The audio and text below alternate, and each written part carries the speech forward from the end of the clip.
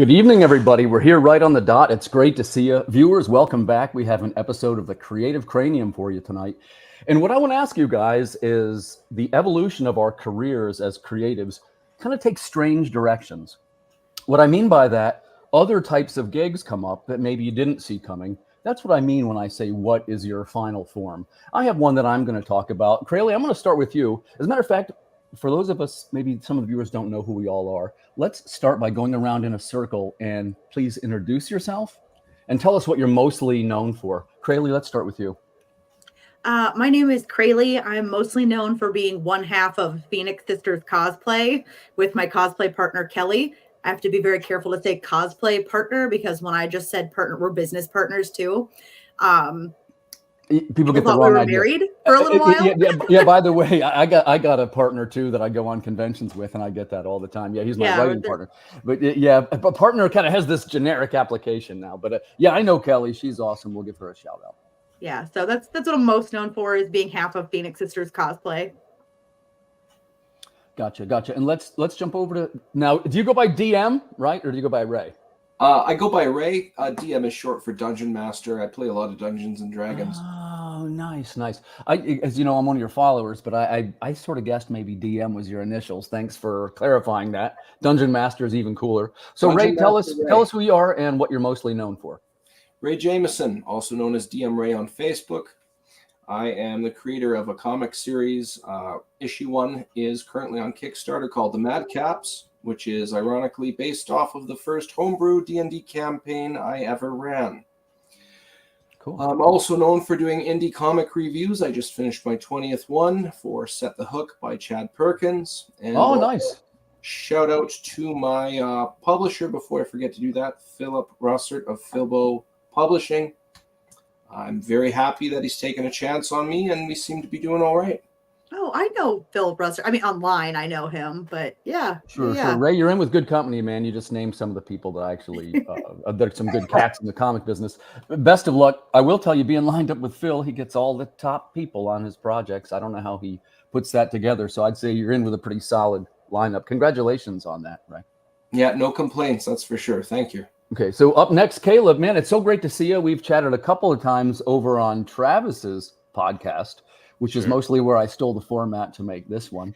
But it's great to see you. Real quick, tell us who you are and what you're mostly known for. Sure. My name's Caleb Plumquist. I'm a comic book writer. I'm best known for my fantasy series Unicorn Vampire Hunter and Dragon Grit. Yeah, good stuff, man. I think that some of your titles are really original, and I really like sort of the aesthetic that you're doing. Hey, real quick, so this is your own studio now doing this, right? It's your imprint. Me? Yeah. Yes. I'm self-publishing. It's all published under me. I've done like a couple of things in association with Mike Tiener's Bad Bug, but for the most part, it's all self-published under me. I used to have an imprint that I called Enkidu Studios, and then I sort of stopped using it, although I've been thinking more, in the topic of today's conversation about what's your final form, about that maybe I should be branding myself under like an imprint name rather than just self-publishing under my name. So it's been something I've been thinking about. But yes, it's all self-published mostly. Yeah. And I'm interested to hear more about that, because I think your format might be the most similar to mine, because I also mostly self-published. I do the Antarctic thing, but like this time, I even, on this last Kickstarter, everything shipped directly to me, and like I fulfill them now, and I use pirate ship and all that. Like before, I was paying the fulfillment. Quick question for Caleb: do you fulfill your own orders, or do you pay a fulfillment company? I fulfill my own orders. I haven't taken the leap to spending the money. You're actually like seeing behind me where I have more tables and everything over there where I fulfill orders and I ship everything out myself. Well, I mean, my wife helps me a little bit, and sometimes I pay some college buddies of mine on the weekend to come and help me out. But for the most part, it's just me. That's great. There's part of the team now. Thank you for what you do. Sure. We appreciate you very much. Thank you. She's bringing me some It's water. always nice to get help from your spouse. This is true. Nice to I meet make my you. spouse follow me around to conventions sometimes. That's Laura. She actually wrote my newest comic book with me. So Cool. Oh, wow. Very cool. Very cool. So, you know what? That is a little bit similar to Bad Bug because Mike and Alice wrote like 2 books together, I think now. Or it might be more than that. Yeah, they did. Yep. Yeah, cool. Okay, well, let's start out with a round of questions, right? I'm going to jump over to Craley. So the first thing is starting as a cosplayer, and now I see you on the convention circuit doing Pokeballs by Craley. My first question is, how do you make that move? Like, do you meet people that did it, or how did that happen? Yeah, so I had been on the convention scene as a cosplayer forever, and I'm a huge workaholic, and everybody who knows me And you're knows good at that. networking too. That's how I know you. You know, you meet people and pretty soon. So when you say forever, what do you mean? How long were you doing the convention circuit? Oh gosh, so I say forever. I've been doing it for so much less time than so many people I know. I just had my 10-year cosplay anniversary in March. That's very Um, respectable. Yeah, good job. yeah, so I talked a lot to various artists, and cosplay and conventions were the only time I was ever getting away from work that I wasn't really enjoying. And so an artist named Stuart Sager, who I don't know if any of you know him or not, he does yeah, sure.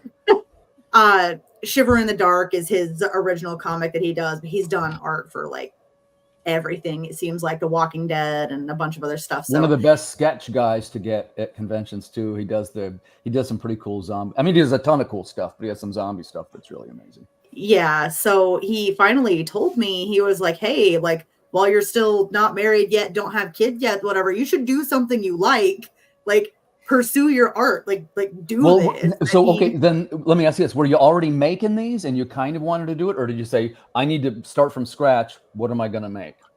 I had been playing around with all different kinds of. I'd been trying to figure out where my artistic talents really lay, and then I got really inspired. I saw a Tumblr post that was, "What do Pokemon do in their Pokeballs all day?" And somebody had done like digital paintings, where one of them was like Pikachu watching TV with his tail plugged into the television to power it. Cool. And I was like, I could make that 3-dimensional. I thought I invented like the method for how to put these together and stuff. I did like 2 years of R&D and stuff like that. I had already bought everything to start making them.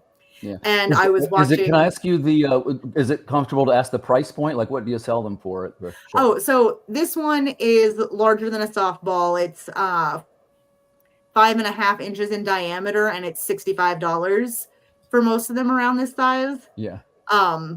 People always ask, they're like, how long does it take? And I'm like, well, 3 to 5 days, but you're waiting on stuff to cure and dry and whatever. So like, while one thing is drying over here, I'm painting something over there. And then while that dries, I'm gluing something or attaching something, pouring resin over there. That's got a cure for 24 pouring resin. So cosplay people are kind of crafty. You see, I'm not necessarily that crafty to put all that. The cosplay craft knowledge really fueled like the skill, the upskill that I went through making and selling fan art. Yeah, no, there was so much skill transfer. It was just taking things that I already knew how to do from cosplay and making them smaller and smaller and smaller and smaller right. Until, you know, now some of the products I made globes that were like about this big around with tiny little Pokemon figures in them this year. That I want to ask you some questions too about how you do it at the booth. I'll save that for question number 2. Let's jump over to Ray. So Ray, my question for you is a little different, right? So you start as a writer in your case, yes? Sort of, yes. Well, 2 things. How did you start, and then how does it end up with Phil Russert publishing it? Okay, so when, like I was saying, this comic is like I've been a fan of comics for before I can remember, thanks to influences from an older brother, cartoons, and various other sources, collecting my own comics eventually and whatnot. What kind of things did the older brother show? I want to hear that. Well, his favorite was always Incredible Hulk. So we watched the cartoon, we watched the old Bill Bixby, Lou Ferrigno series, the live one. We go to a video rental store on VHS. We lived on an old farm, so we had like bunny ears for reception. So going to like a Blockbuster or equivalent, it was really cool to see, well, this one VHS that we traveled far into the city to have a look at and rent and it would have like 3 episodes, random stuff, 60 Spider-Man, anything we can get our hands on. Right. So basically, yeah, comics have always been around, part of my life. About 10 years back, I moved, or sorry, almost 20 years now. I moved out of province. I live out in Winnipeg now, but I don't live with my old circle of friends. So I decided I wanted to get into D&D, and I decided to be a dungeon master and play with my friends online via webcam. Before anything like Roll20 or anything like that, it was literally a dungeon, or a webcam rather, facing down on my board, moving the pieces. It was a lot of fun, and that actually is cool. I would like to try something like that. Yeah, it's a lot of fun. I'm always happy to run a game. If anybody's like, hey, I'd be interested in playing, I'm more than happy to set up a time. I'd be interested in playing. But let's keep it so that kind of gives you the idea for the story, right? I guess yes. I would ask you, like, why comics? What made you say, well, I want to make my own comic? Why did you do it?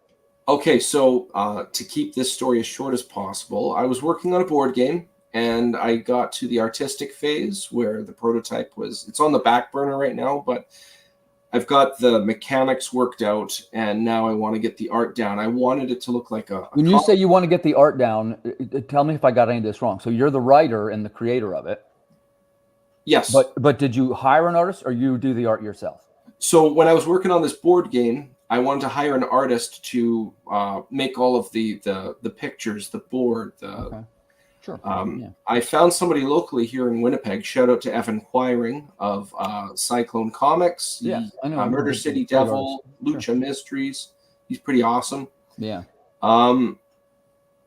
He was looking. I asked him if he'd be interested in drawing the interiors for a comic I had an idea for, based off of 10 years prior of this D&D game I played and fleshed out and had all this lore and stuff. And he said yes. So it evolved from there. I've got some good talent attached, some different covers. I've got Dan Kemp, who's colored over 100 issues of Spawn. Yeah, great. Yeah, great colorist. I'm beside myself. I just asked these people. This is my first time writing a comic, and I have these people that I've seen their craft for the majority of my childhood. Well, like when you say the craft, I got a question. I'll ask you one more question about this, and we'll switch to Caleb. For sure. Some of these names that you mentioned these are like top tier people. So where did you get the influences from? Is it all stuff from when you were younger? Well, basically, I use social media. So the one thing is I'm not part of the game. So the first dynamic is, are people allowed to just approach these people? I don't want to make them out to be like celebrities or deities or anything like that. You quickly find that you can do that. It's a thing you can, Yeah. Like everybody's looking for work, So I just asked these people. I got some no's, but I also got some yeses. And I look back, like Harvey Salteras, he did one of the variant covers for me. He drew the first year of Volume 2 of Ghost Rider, where Dan Ketch took over as the writer. And that's one of the first books I collected back issues, like issue to issue to issue. And here he is. He's actually drawn out a character I've created. It's just a real cool full circle moment for me. Yeah. That's great, man. You definitely got some great talent there, and I wish you the best of luck with that. Thank you. Let's switch over to Caleb. So, Caleb, I'm going to change the question just a hair, right? So, you're a writer also. Do you do any of the artwork yourself? Not on my main titles, no, but I do have a sort of fun thing I've been doing for a number of years, where I'll do a little short Kickstarter and I'll draw like an animal, and then anyone who throws me a few bucks gets to tell me something to add to that drawing, and then I end up doing a little comic book about that character and sending that out to people. It's just like a fun, silly thing. So the last one was called Vampire Giraffe. It was a draft. So you really, some of these mashups, you got a really cool concepts, right? So let me ask the question about that. The first thing, it's Unicorn Vampire Hunter, right? Mm-hmm. What did that come from? How did you get the idea for that? There's like a lot of different stories that I tell about how this came to be, but I've always really liked unicorns. Right there's a poster of a unicorn that I've had since I was 6. It's followed me to college and everywhere I've lived. Yes. And so I've always liked unicorns. And then, I I wanted to write a comic book, and so I thought I would write one about a unicorn.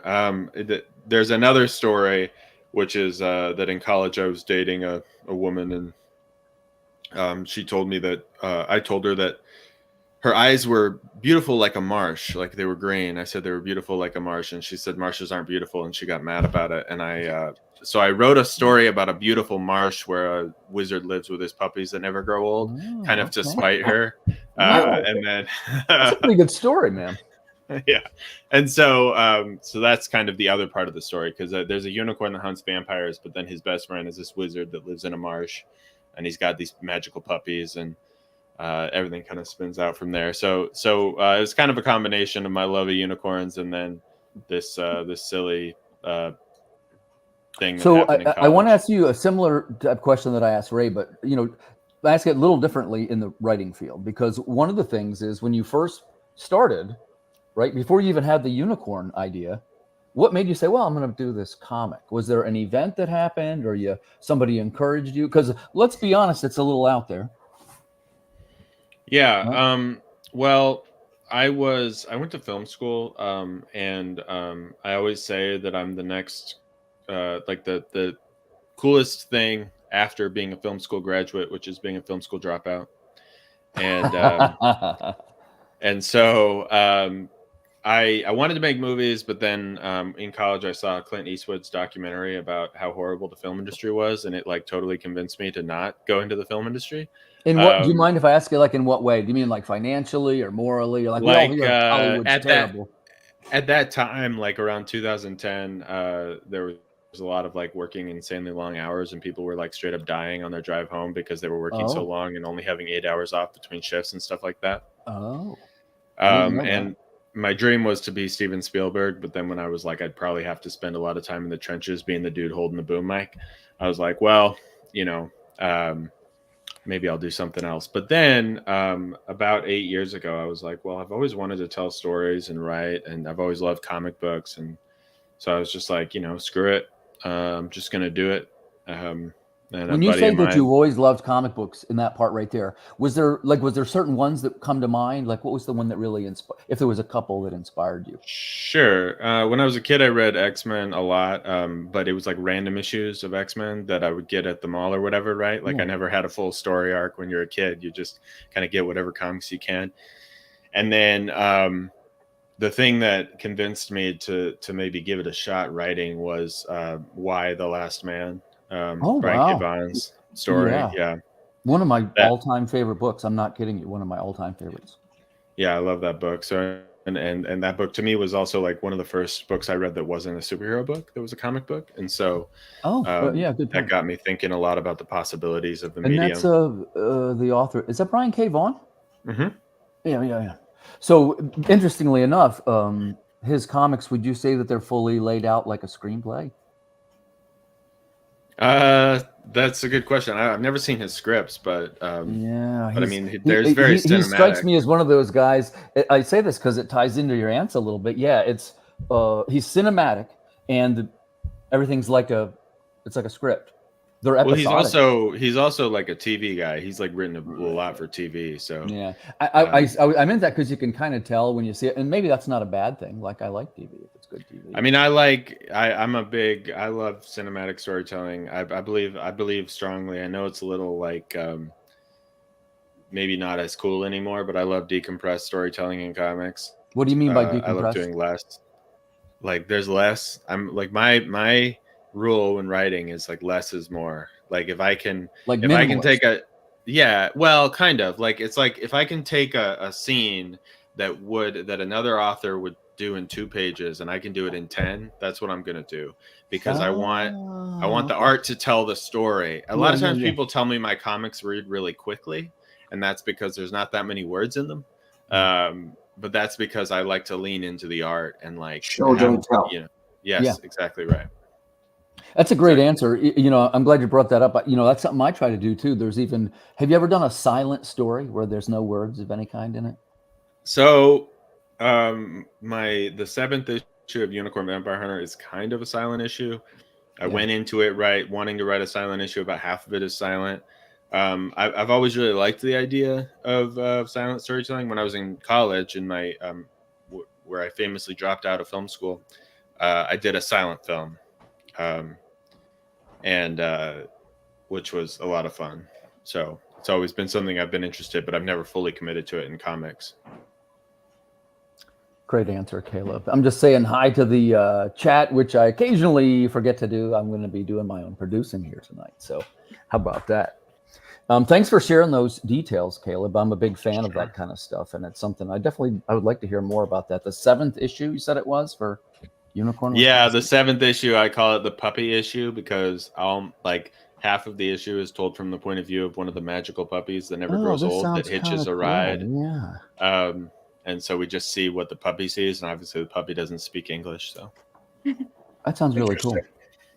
So as you can tell, I'm always interested in the steps that led us to these things, and that's what I try to learn more about. And one of the things is my sense is that, like, I've been kind of lucky the past 2 years. Like, some good things have happened to me, but it's almost always while I was trying to do something else. Like, the good thing that happens is not always the result of the thing that you're actively pursuing.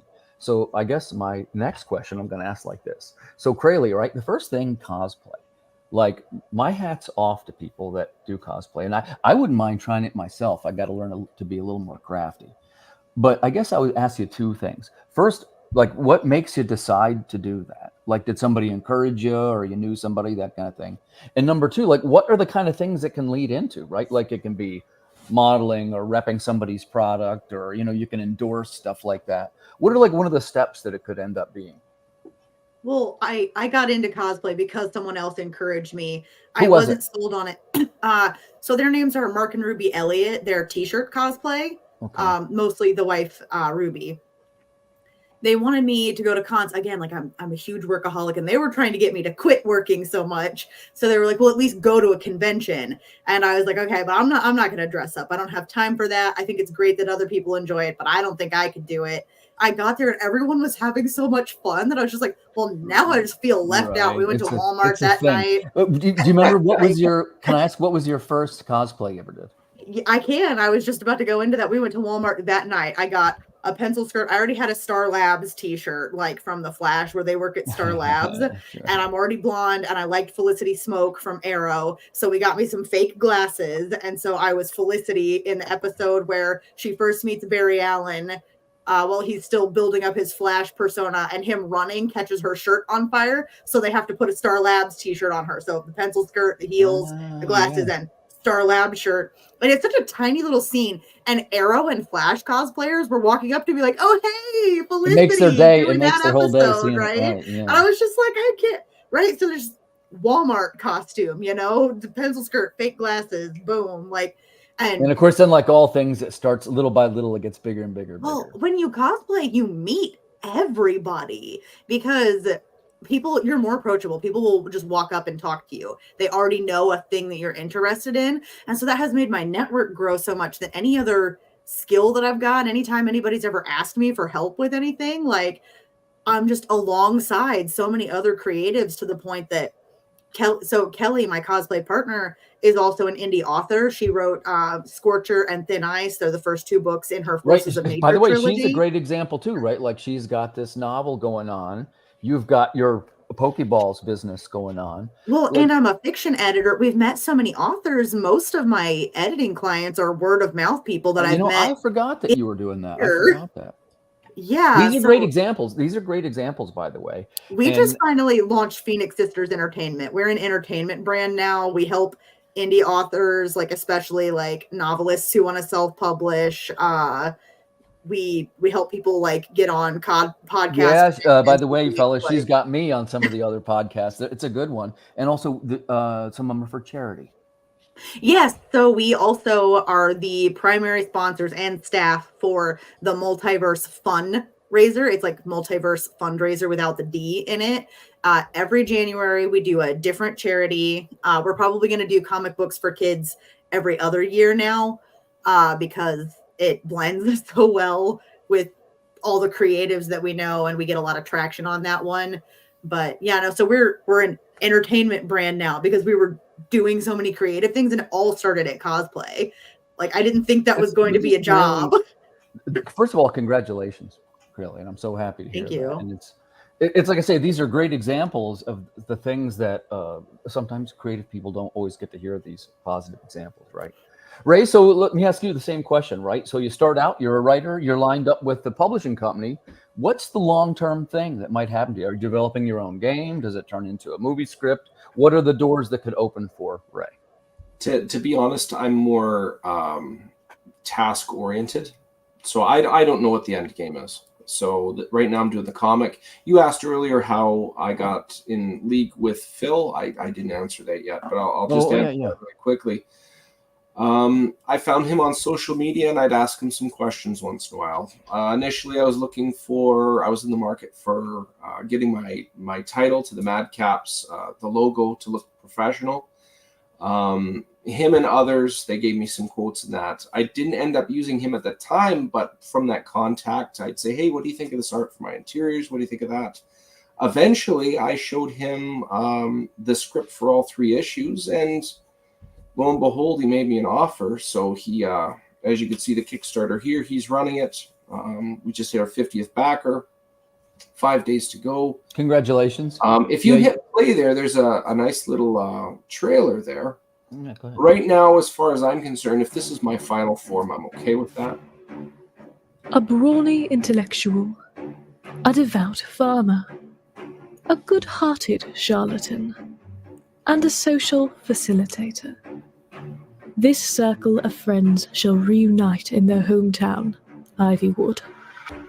Before they can depart for employment, they are interrupted by a local drug problem which carries hidden, sinister undertones. Can they survive the night? And what is the source of this danger? The bond amongst these friends may be the only metric to answer such questions.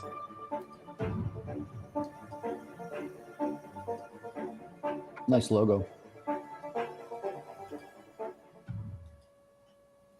Now, you mentioned wanting to play D&D. I have one of the tiers on there. The person who voice acted that, she's a pro D&D player in California.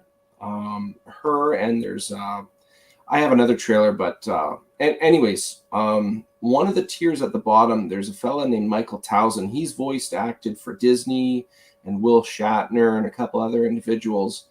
But he's going to be a dungeon master for a one-shot. The buy-in, if you buy in, you have to be a comic creator, and you get to play as one of the characters from your own comic. If you would like to play into that, one of the tiers, you could look that up. You don't have to do it right now, but you can see these variant covers here as well. But I've got a couple people lined up. They just haven't bought in, but it's limited to 6. So there is, if you put it off too long, you might not have the chance later. That's a pretty cool one there, Ray. I like that one. That one's done by Jenna Stark from New York. That's reminds me a little bit of like in a good way, of course. It reminds me of like a magic card. Of a magic card? Yeah. The Pokemon? A magic card. I heard magic card game too. Yeah, Magic the Gathering. My apologies. Magic. Well, it's funny you mentioned that. You saw the one with the guy with the purple sword there and the red cape. That was done by John Zalesnik. He's done Magic, Warhammer. Yeah, they look like Magic. Actually, the one of John Zalesnik there, that one there, he did the cartridge art to the original Shinobi for NES. That's solid gold, man. That's yes, great. I don't know how I got it. That's hand painted. That is not digital. Okay, hey, quick publishing question. Now, does Phil fish these guys out, or did you hire them directly through your own? So mine was a bit unique. I had everything done before I spoke to him. Before you spoke to Phil or to the artist? Before I spoke to Phil, I had all my artists assembled. I had them all paid. Oh, okay, gotcha. So really, well, I was going to say, so really the ticket there for you, you're Canadian, yes? Canadian citizen? Yeah, so you're looking for a little bit of distribution in the States. This is the thing. I have a day job, and I really like my day job. So I think it's a smart move. I think it's a smart move, Ray. I was very worried about biting off more than I could chew. And anybody who just gets into making comics, how do you do that? Well, all of these tasks, all the infrastructure, everything going on. I was very interested in getting a publisher just for that reason. Like I'm very happy. I don't think. Well, I like your answer. I would work with any other publisher. I think Phil's the best pick. I like your answer about how did you say it? Being task focused and staying focused on the matter at hand, because the slow and steady wins the race, brother. Yeah, and I think you got a cool property there. Hey, do you ever have any designs on anything like? Because I'm sure you've had these guys reach out to you. I always get 2 or 3 at a convention anymore. Hey, we want to develop your property into a card game, video game, 8-bit, which, first of all, I'm not disparaging that. I definitely have interest in that. Do you? The short answer is I'm always open to the idea. The long answer is again, being tasked and goal driven. Right. I don't want to make 50 goals and then do some of them half-assed. Well, and listen, I don't know if Phil's watching, but that's technically his job. So get off the stick, Phil. I'm the publisher. I haven't been approached. This is my first comic and it's live now. So, I mean, if it happens in the future and people are like, hey, that's cool, I want to try this, I'm always open to the idea. I mean, I think it'd be wrong never to listen to what people have to offer. Doesn't mean I have to take it, but I should hear it out for sure. All right, and before we switch, I'll just make a quick call to action because we're right at the halfway point. So let me just switch tabs. See if trying to get the graphic back up because once the video plays, you're kind of done there. But here we go. What I wanted to say was call to action. Go there right now. Check it out. That's on Kickstarter. The Madcaps from Phil Russert. That's Philbo Publishing, right? Yes. Solid publisher behind it, so you're guaranteed to get your product. I definitely will recommend it. I'm a little bit friends with Phil too. I trust that guy. So there's a couple of cool little add-ons. You don't have to scroll through. Like it's a bit of a longer page on my Kickstarter. Yeah, we'll do it. We'll go around the circle. We'll do a little bit each one. But I kind of want to hear a little bit about modern mythology, right? Like I don't know anything about this project, Caleb.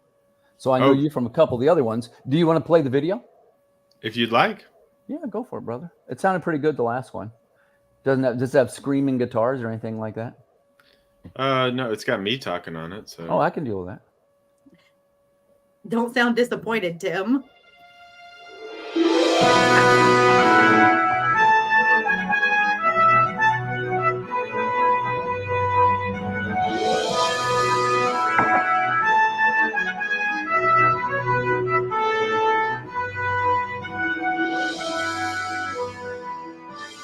Modern Mythology, Medusa #1, is a double-sized, one-shot comic book that reimagines Medusa as a globe-trotting treasure hunter on a mission of revenge. It takes inspiration from the classic myth while also taking cues from Tomb Raider and Kill Bill. It was written by Caleb Palmquist, illustrated by Chrissy Hops, colored by Dave Swartz, and lettered by Dave Lentz. Matt. This Kickstarter campaign is raising money to produce Medusa #1, as well as brand new remastered versions of the graphic novel anthologies Modern Mythology Hero's Journey and Modern Mythology Folklore Retold. Nice. Both volumes feature stories retelling classic myths from around the world in modern settings. The remastered versions of Hero's Journey and Folklore Retold will each include a brand new story about Sun Wukong, the Monkey King. Thanks for checking out the Kickstarter, and we hope to see you behind the backer wall.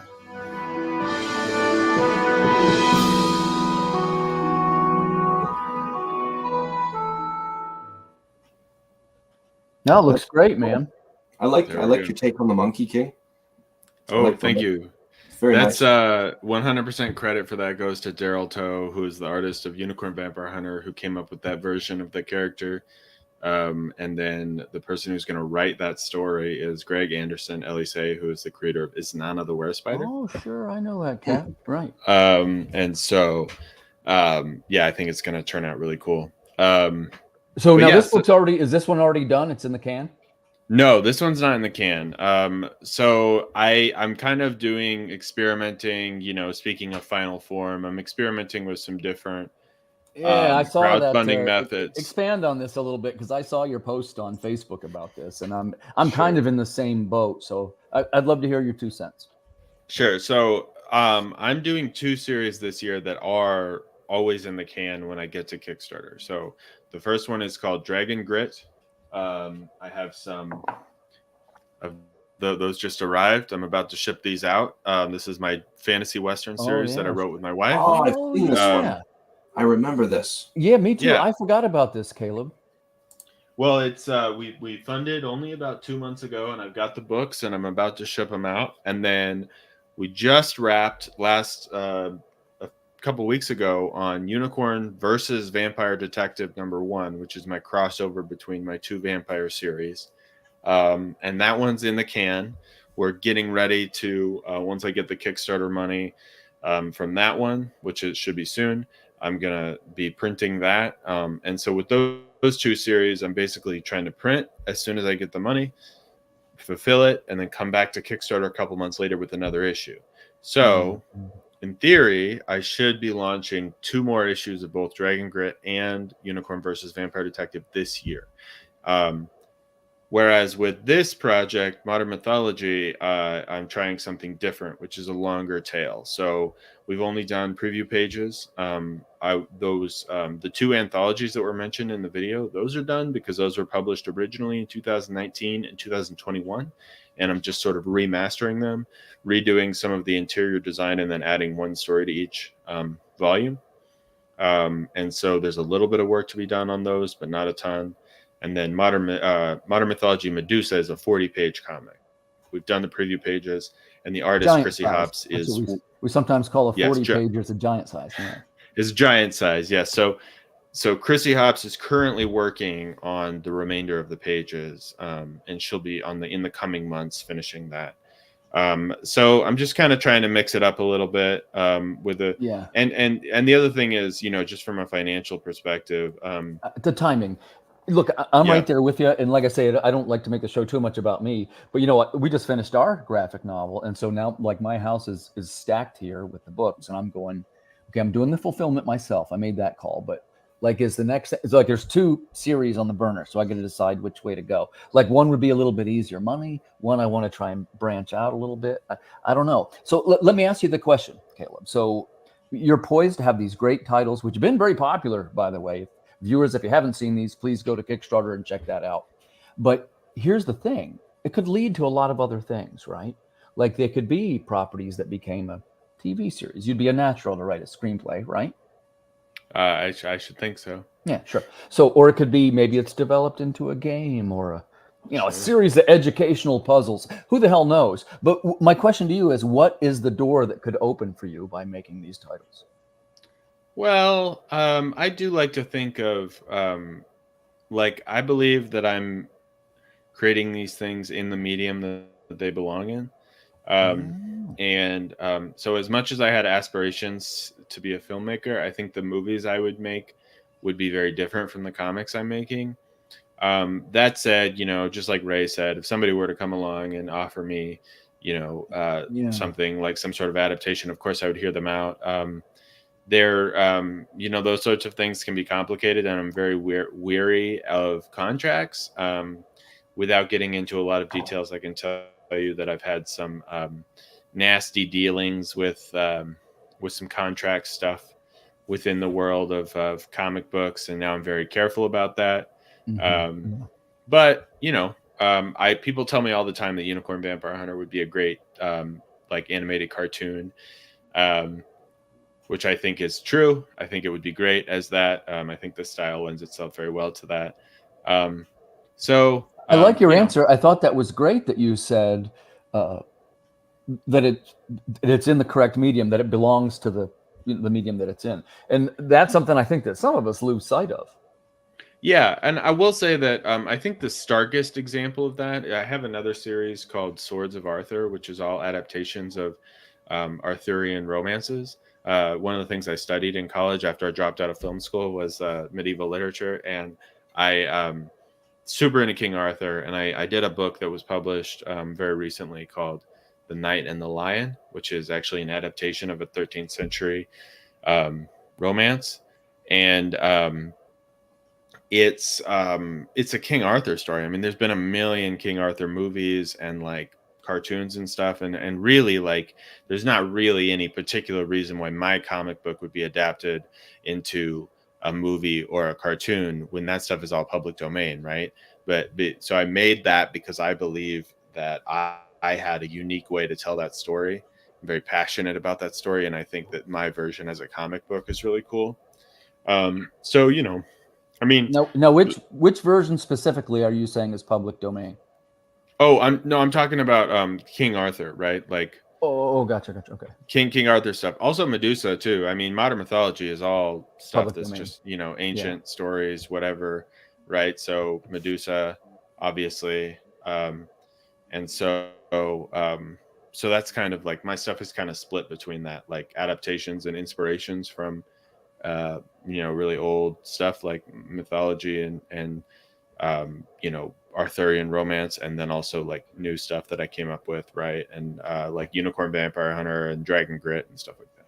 And what that's Summerdale there, right, on the cover? Is that cover A? Oh yeah, that's Summerdale, and this was my first time working with her. And she's someone who I had seen do a lot of work for Mike Tiener on Bad Bug.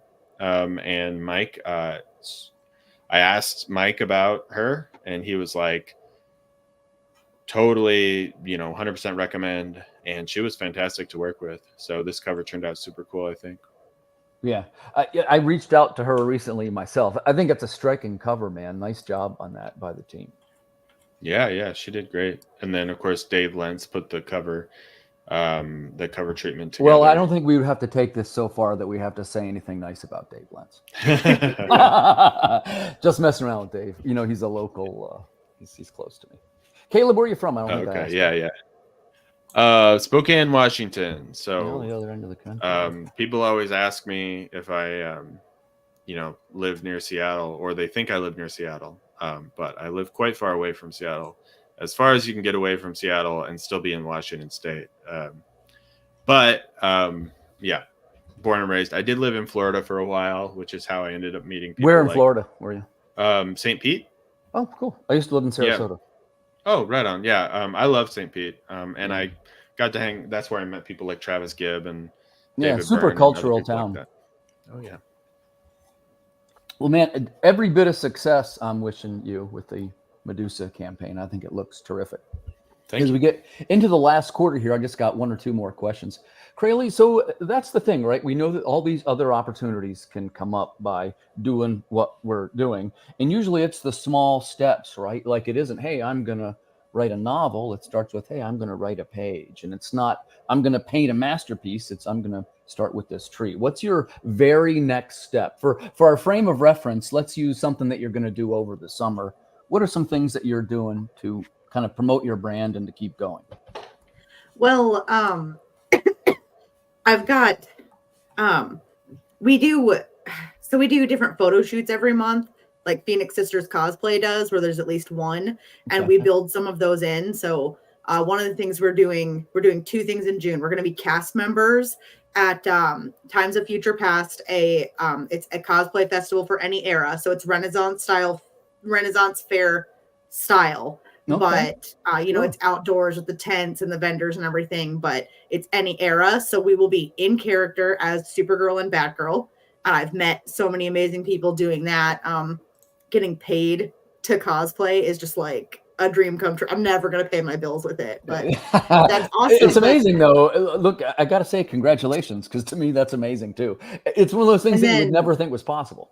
Yeah, and then I don't know when our exact publish date is, but we have a date set finally to do our mermaids photo shoot. We've been wanting to do like a scary, sexy mermaid photo shoot, like in water forever.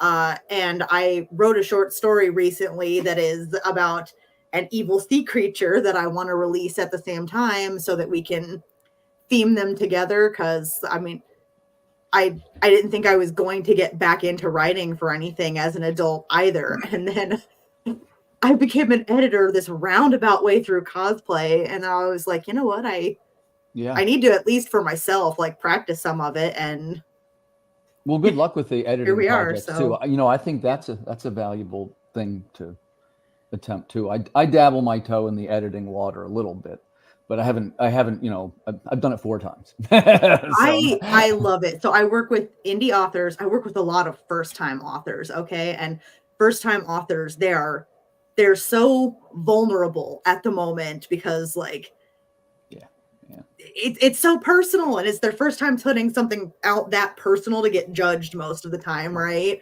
And so I find it really fulfilling to get to build somebody up, to get to help them improve, you know. That is the best. That's the best part, you know, to help somebody try to get a little bit better. Mm-hmm. Yeah. So let me jump over to Ray. Ray, I'm going to ask you the same question, but just a hair different. So, like I said, we know that all these different things can happen, right? Now, would you ever give any thought to, you're signed up with this publisher now, would you ever give any thought to being your own publisher, or what would be the small steps that you would do next as a time frame, just use over the summer? What's the next thing you're going to do to try and keep going? Finish your Kickstarter, obviously. Yeah, for sure. So on my Kickstarter, Matt Knowles was saying there, how's this thing still going? I did a lot of pre-launch, if Matt's still listening. He says he said in the comments it feels like it's been like 5 months. It's we're almost done the 30 days. There's 5 days left. I did a lot of pre-launch, and I did a lot of, like, we'll call it market saturation. I've been kind of all over and just really promoting. But anyways, in regards to what's the next step, I want this issue done. I want to get issue 2 and 3 done, and then just kind of look at the whole thing and know what to do next. I do have a board game on the back burner, which I was mentioning earlier. Ray, I think it looks great, man. I wish you every success with this project. You. Call to action, man. Viewers, go check this out. That's the Madcaps. It really is. This the first issue or the second? Issue 1. Issue 1. So get right into the beginning. The main cover is the all 4 characters together, the 4 friends. Then there's 4 variant covers, one of each character.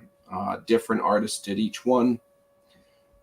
Some good names, man. I'm just really happy they all jumped in. That one was done by Jenna Stark. It's digital, but it's done like the style's called Painterly. It's supposed to kind of emulate the brushstroke. But yeah, absolutely. I buy that. Each artist did a different style, and they all knocked it out of the park. Matt, I don't know what to tell you there. Like I'm fond of saying, my best campaign ever was a 38-day campaign that ran over Christmas and New Year's. Oh, so wow. I think there's a way to make it work. I'm not claiming I know what the answer is. And I will also say we talked about working with an editor. That's one on the Kickstarter campaign. It was a little bit of coaching by Pat Shand, if you guys know Pat, which really helped me a lot. So I'm a fan of having somebody on the assist. But jumping back to Ray, this project looks great, man. I wish every success to it. The gaming stuff is pretty hot. Do you know a guy by the name of Chris Saloff? He makes yes, Crit. Yeah, Crit. Yeah, I played D&D with him. You know what's funny? You mentioned that. That's perfect. Him, Chance Edgarly, and I mentioned Michael Towson and GM McLeod's from RPG All Stars. I was a dungeon master to a one-shot game where we played out a prequel to this issue 1. You can find it on my Facebook profile page. And the whole logic behind this was sometimes fantasy and comics, they don't have a lot of overlap. So anybody that likes watching D&D podcasts, they can watch this. And at the end of it, if you like it, issue 1 continues on. Right. And for those of you who like comics but not much of fantasy, watch this. If you like it, try out this Kickstarter, or try out issue 1 on this Kickstarter right now. And Ray, I also thought that was really inventive to, you're drawn in tiers, like you can be part of the game, like you be in the game and be drawn in. That's really a neat feature. I'm a gamer. That's something that I guess I would say, you're kind of right that it doesn't, how do I want to say this? You're doing right by marketing it to the gaming people, because comic people can be really capricious about what they like and don't like. Yeah. It can go either for or against you real fast. Give cloaks some attention, not just capes. Say that part again. Cloaks deserve some attention too, not just capes. Oh yeah. Wow. What a great quote, man. I love it. Yeah, that's terrific. That's terrific. So circle back around to Caleb. Caleb, we're almost to the end, but I do want to ask you a similar kind of question, which is we're all talking about these smaller steps we can be doing. And I knew this would work into your conversation. I was following your Facebook thread because I want to learn this too. And it's how we get better on the timing of everything. So using the summer as your time frame, what are your small steps other than we know finish the successful Kickstarter for Modern Mythology? Sure. Well, Modern Mythology is a little bit of an outlier to this goal, but basically I'm trying to I'm doing this experiment this year with these 2 series where I'm trying to kick them out as fast as possible. And that's just not something I've done before. I've had times where I've done another issue decently quickly after the first one, but never quite this fast and never this consistently. The intention with Dragon Grit is to keep doing issues every 3 months until all 10 issues are done. And so, you know, if we can do that, that'll be awesome. And then, so yeah, it's just kind of experimenting. And then, you know, Modern Mythology is something that's going to be a longer tail, but I'm just basically I'm like trying to experiment, trying to see what I can do with the platform, how I can do more with the platform than I've ever done before. So yeah, that's kind of my short-term goal is how can I expand my business? And how can I push the boundaries of what's possible on Kickstarter? I've been doing this I launched my first Kickstarter in 2017. So 7 years on Kickstarter. Oh, congratulations. Thank you. So, you know, it's just pushing the boundaries. But yeah, Medusa #1 is live right now. I'm super proud of the book. I'm super proud of the story. I think it's really fun. And of course, Modern Mythology, the anthologies, they sell really well. I'm very proud of the work that we've done with them over the few years that we've been doing them. And also, I've been sold out. Modern Mythology. Here's one of my very last copies of the original Modern Mythology. Hold it up, all. There you go. Yeah, this was the original one that we published in 2019 with a bunch of stories in it. This is Camry. Sorry, not Camry. Oh my goodness, Angela Odling. Did this cover. Looks great. And anyway, but so this is one of my last copies ever, and it was sold out. So I wanted to, you know, do a new facelift. And we'll do a quick call to action on this one. That's on Kickstarter right now. Modern Mythology presents Medusa. Got a terrific stable of artists, and Caleb, I think this looks great. Wish you every success with it. Thank you. And I do want to echo what Ray said. I totally agree about fantasy comics. At this point, I almost exclusively do fantasy comics. Every once in a while, I do a sci-fi comic, and because I love sci-fi and I love fantasy and sci-fi, but the audience on Kickstarter has told me pretty resoundingly with their dollars that they prefer fantasy from me, and I love doing fantasy, so I'm leaning hard into that with the fantasy stuff, which I think is great. I don't plan to ever write a superhero comic. I don't plan to self-publish one, because if Marvel calls me, you know that the adventures of Quentin Quire and iBoy are coming out. But Sure. You would be open to the idea, and you would hear them out. Yeah. Well, and we all of us have something in common too, in that none of us are doing superhero books. Yeah, that's true. And I guess, you know, I appreciate you sharing that answer.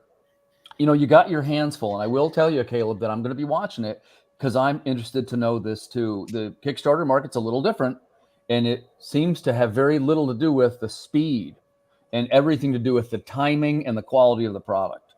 So, you know, again, what the answer is, I don't know. That's why I ask smart people these questions. Well, you can watch, and if I crash and burn, you'll know not to do what Let me ask you a question. What was your, just briefly, what was your top backer count? My top backer count ever? Yes. So that was on Dragon Grit, and I believe we had 600 something backers. Dude, that's solid. That's super solid. Yeah. Thank you. Congratulations. Yeah. Thank you. I appreciate that. Yeah. You know, I have the, you know, what is it? What's the saying about comparison and is the thief of joy. Yeah, because I have some very good friends, including people like Curtis Clow, Pat Shand, and Charles Mike Stickney. Tiener, of course, Charles Stickney. Yeah.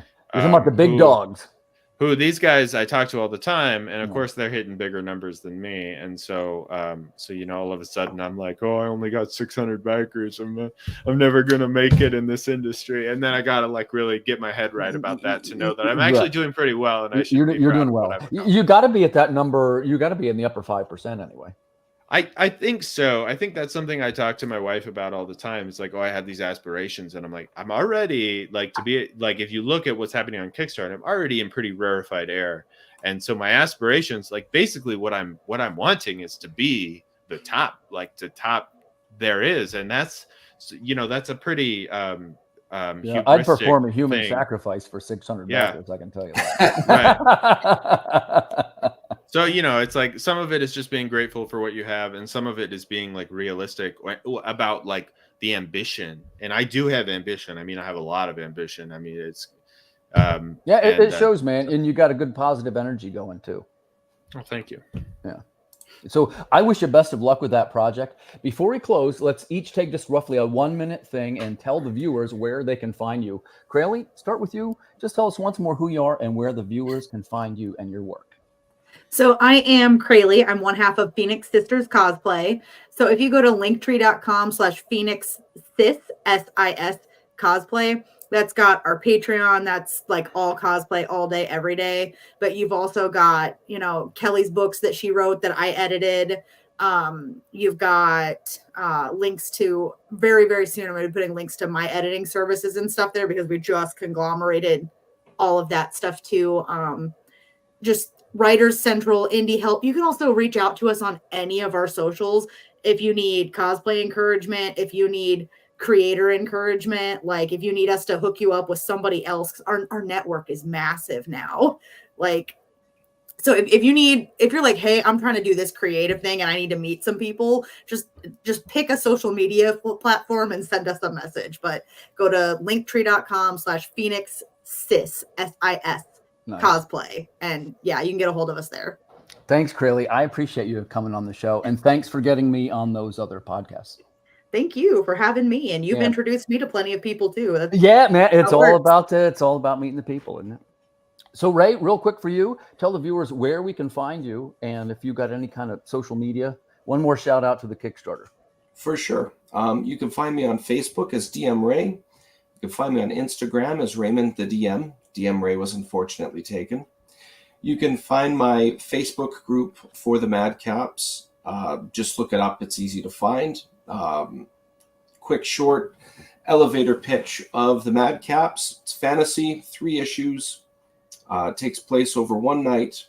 It is a mystery of what's going on and what's the source of this undead outbreak. 4 friends. Anybody who's had friends in their lifetime, if they don't get to see their friends too often, if they get to see them even for a little bit, they feel very recharged. I really needed that, you'd say to yourself. And this book is an homage to that level of camaraderie, just expressed through a fantasy theme and a comic medium. Nice. Wish you every success with that, Ray. Thank you. And thanks for coming, and thanks for sharing your answers. Thank you very much. I'm going to finish off with Caleb. Caleb, tell us who you are and where we can find you. And we'll give one last shout out to Medusa, which is live on Kickstarter now. My name is Caleb, and if you want to find me, I do have social media, but you'll be pretty bored if you find me there because I forget that it exists most of the time. So I would go to calebquist.com.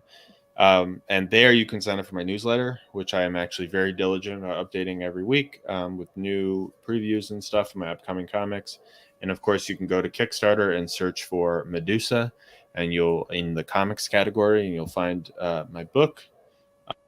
You can always also go to unicornvampirehunter.com, which always redirects to the latest unicorn-related project that I've got going on. Awesome. So that's me and Medusa. It's a comic about the scary monster you know and love, only she's kind of a globe-trotting treasure hunter like Laura Croft, and she's on a mission of revenge to kill Poseidon. It sounds great. Well, to all of you tonight, thanks for coming on the show and sharing your answers. I'm really always interested in hearing more about the creative process and what the goals are and how we plan to get there. And, you know, I didn't want to say too much about me. I'm Timothy Fling. I'm a writer. My new thing is I'm going to be writing this rock documentary, which is my door that opened. You guys are going to hear about that on Wednesday. So life is full of changes. So I guess keep making cool stuff is the takeaway from this week's episode. To the viewers, thanks for tuning in. We will see you guys next Friday night at 10 p.m. EST. Good night, everybody.